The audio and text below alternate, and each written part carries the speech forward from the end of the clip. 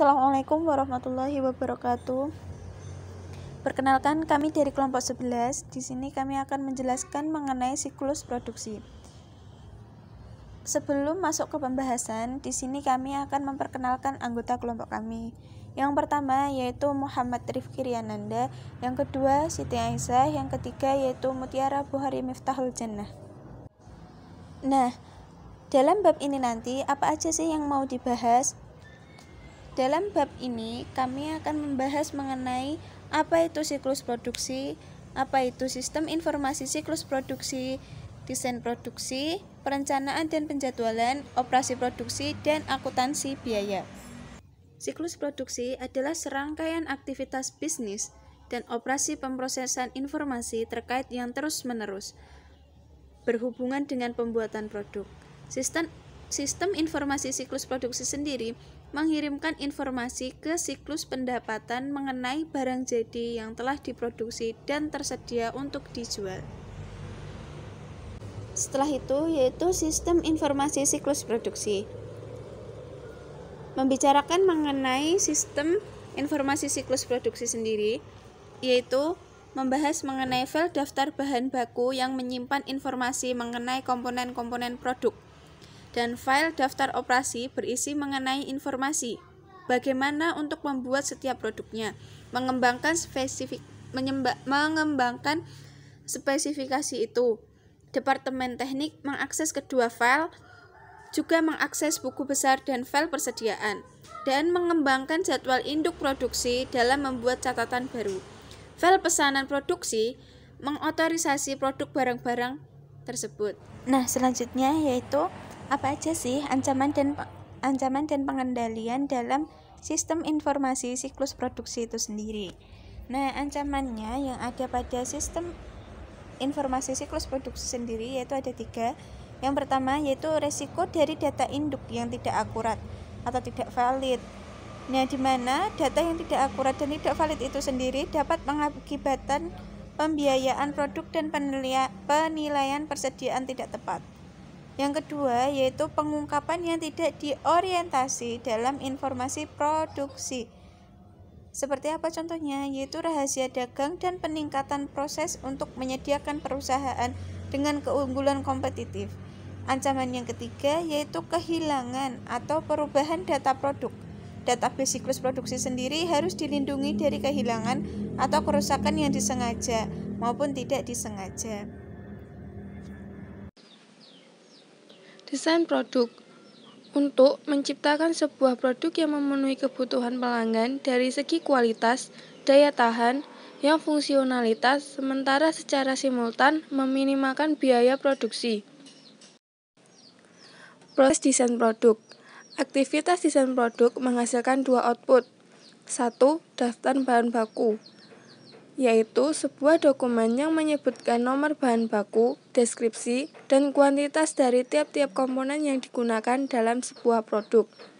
2. Daftar operasi, yaitu sebuah dokumen yang menspesifikasikan urutan langkah-langkah untuk mengikuti dalam membuat produk, peralatan apa yang digunakan, dan seberapa lama setiap langkah yang diambil.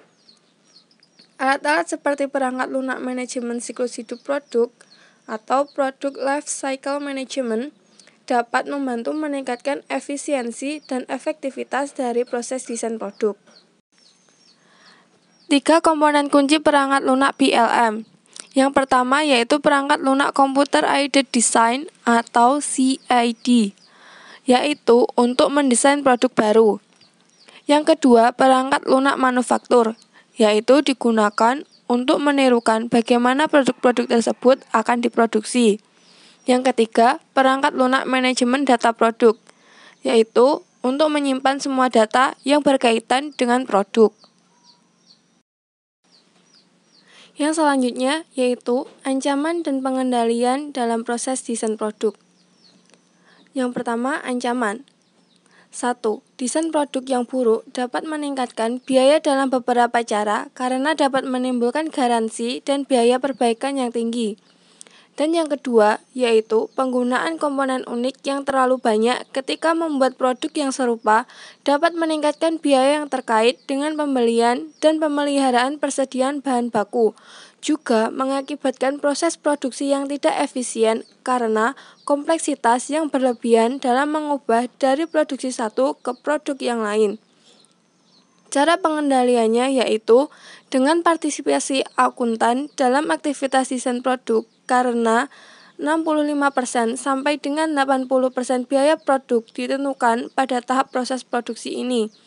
Para akuntan dapat menganalisis bagaimana penggunaan komponen alternatif dan perubahan untuk proses produksi yang mempengaruhi biaya. Perencanaan dan penjadwalan yaitu untuk mengembangkan rencana produksi yang cukup efisien untuk memenuhi pesanan yang ada dan mengantisipasi permintaan jangka pendek sekaligus meminimalkan persediaan bahan baku dan bahan jadi. Perencanaan produksi terdapat dua metode. Yang pertama yaitu manufacturing resource planning, yaitu perpanjangan dari perencanaan sumber daya bahan baku yang berupaya untuk menyeimbangkan kapasitas produksi yang ada dengan kebutuhan bahan baku untuk memenuhi permintaan penjualan yang diperkirakan. Disebut juga sebagai push manufacturing, karena barang-barang yang diproduksi dalam ekspektasi permintaan pelanggan. Dan yang kedua yaitu produksi ramping, yaitu memperpanjang prinsip-prinsip sistem persediaan just in time untuk seluruh proses produksi dan untuk meminimalkan atau mengeliminasi persediaan bahan baku, barang dalam proses, dan barang jadi. Produksi ramping sering disebut sebagai pull manufacturing karena barang-barang yang diproduksi sebagai respon terhadap permintaan pelanggan. Dokumen kunci dan formulir. Informasi mengenai pemesanan pelanggan, perkiraan penjualan, dan tingkat persediaan barang jadi digunakan untuk menentukan tingkat produksi.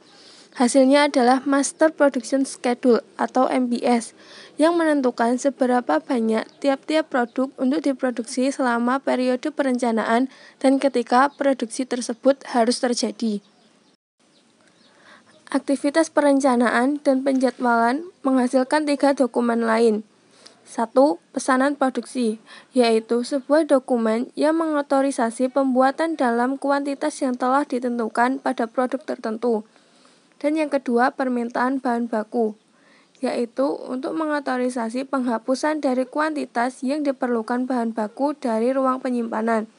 Dan yang ketiga, kartu pemindahan, yaitu dokumen yang mengidentifikasi transfer internal dari bagian, lokasi di mana bagian tersebut ditransfer, dan waktu transfer. Ancaman dan pengendalian dari aktivitas perencanaan dan penjadwalan. Yang pertama ancamannya yaitu kelebihan atau di bawah target produksi. Cara pengendaliannya dengan persetujuan dan otorisasi yang sesuai dengan pesanan produksi. Resiko pesanan yang tidak diotorisasi dapat dikurangi dengan membatasi akses terhadap program penjadwalan produksi. Operasi produksi. Langkah selanjutnya dalam siklus produksi adalah pembuatan produk yang sebenarnya. Cara aktivitas ini dicapai berbagai perusahaan. Perbedaan berdasarkan jenis produk yang diproduksi dan tingkat otomatisasi yang digunakan dalam proses produksi. Menggunakan berbagai bentuk teknologi informasi dalam proses produksi, seperti robot dan mesin yang dikendalikan komputer. Disebut sebagai Computer Integrated Manufacturing atau CIM. CIM dapat secara signifikan mengurangi biaya produksi. Para akuntan tidak perlu menjadi ahli pada setiap aspek CIM, tetapi mereka harus memahami bagaimana ini mempengaruhi operasi dan akuntansi biaya. Ancaman dan pengendalian. Yang pertama, pencurian persediaan dan aktiva tetap. Selain kehilangan aset, pencurian juga mengakibatkan saldo aset yang berlebihan yang dapat mengarah pada analisis yang salah dari kinerja keuangan dan di bawah target. Untuk mengurangi risiko kehilangan atas persediaan, akses fisik terhadap persediaan harus dibatasi dan seluruh pergerakan internal dan dari persediaan harus didokumentasikan. Yang kedua, kinerja yang buruk. Pelatihan adalah salah satu cara untuk menanggulangi ancaman ini. Dan yang ketiga, persediaan dan aktiva tetap tunduk pada kerugian akibat kebakaran atau bencana lainnya. Pengamanan fisik seperti sistem pemadaman api didesain untuk mencegah bencana tersebut. Meskipun demikian, karena pengendalian preventif tidak pernah 100% efektif, organisasi juga perlu membeli asuransi yang cukup untuk menutupi kerugian tersebut dan menyediakan pengganti bagi aset-aset tersebut. 3. Tujuan akuntansi biaya. 1. Menyediakan informasi untuk perencanaan, pengendalian, dan pengevaluasian kinerja operasi produksi. Yang kedua, menyediakan data biaya yang akurat mengenai produk untuk digunakan dalam penetapan harga dan keputusan bauran produk. Yang ketiga, mengumpulkan dan memproses informasi yang digunakan untuk menghitung nilai-nilai persediaan dan harga pokok penjualan yang muncul dalam laporan keuangan perusahaan.